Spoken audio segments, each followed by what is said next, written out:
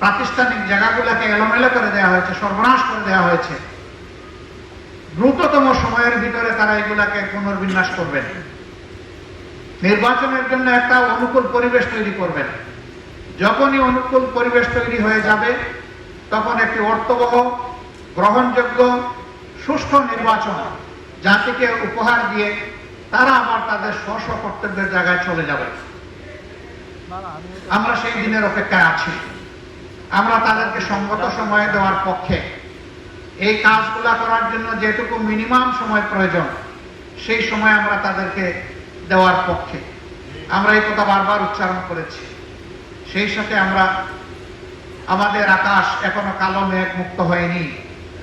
এখনো বাংলাদেশের আকাশে শকুনের ঘোরাঘুরি চলছে।